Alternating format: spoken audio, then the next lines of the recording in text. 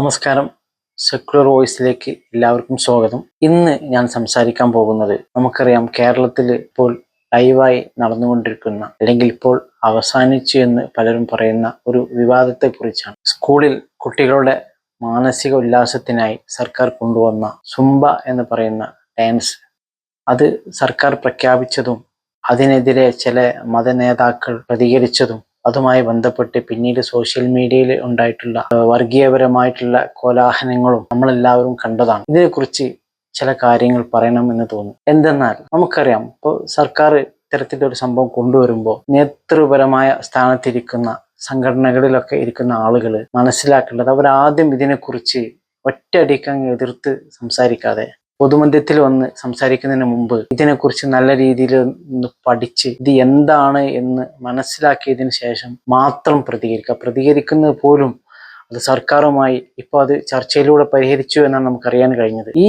ചർച്ചയുടെ അവസരം മുമ്പും ഉണ്ടായിട്ടും എന്തിനു വേണ്ടിയാണ് വർഗീയവാദികളായ ആളുകൾക്ക് വേണ്ടി, അവർക്ക് ആയുധം കൊടുക്കാൻ വേണ്ടി ഇത്തരത്തിലുള്ള പ്രസ്താവനകളുമായി ഇത്തരം ആളുകൾ വന്നിട്ടുള്ളത് എന്ന് നമുക്കൊട്ടും മനസ്സിലാവുന്നില്ല. ഈ ചർച്ച നേരത്തെ ആവാമായിരുന്നില്ലേ? സർക്കാർ ഇത് കൊണ്ടുവരുന്നു, കാരണം ഇത് സർക്കാർ ആ സമയത്ത് തന്നെ പ്രതികരിച്ചതാണ്. ഇത് അല്പവസ്ത്രത്തോടു കൂടി ചെയ്യുന്നതല്ല, ഇത് ലോകത്ത് പല രാജ്യങ്ങളിലും പല സ്ഥലങ്ങളിലും ഇത് ചെയ്യുന്നുണ്ട്. കുട്ടികളുടെ മാനസിക ഉല്ലാസം, വ്യായാമം ആണ് ലക്ഷ്യം എന്നൊക്കെ മന്ത്രി തന്നെ പറഞ്ഞിട്ടുണ്ടായിരുന്നു.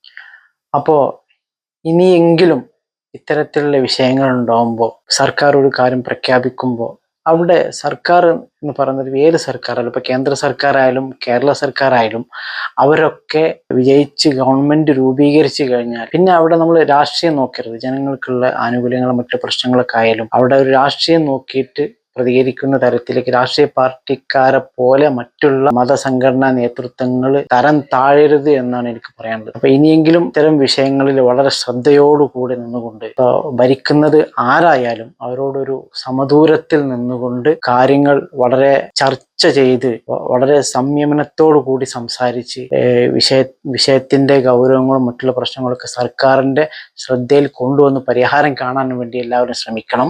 അല്ലാതെ ഞാൻ നേരത്തെ പറഞ്ഞതുപോലെ വർഗീയ വിഷം ഇവിടെ പ്രചരിപ്പിക്കാനും വിഷം ചീറ്റാനും വേണ്ടി കാത്തിരിക്കുന്ന ആളുകൾക്ക് ആയുധം കൊടുക്കുന്ന ഒരു തലത്തിലേക്ക് ആരും പോകരുത് എന്ന് ഞാൻ പറഞ്ഞുകൊണ്ട് ഇന്നത്തെ ഈ ചെറിയ വീഡിയോ അവസാനിപ്പിക്കുകയാണ്. ചാനൽ സബ്സ്ക്രൈബ് ചെയ്യാത്ത എല്ലാവരും സബ്സ്ക്രൈബ് ചെയ്യുക.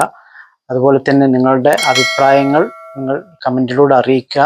ഇത്രയും പറഞ്ഞുകൊണ്ട് ഇന്ന് നിർത്തുന്നു. ബൈ.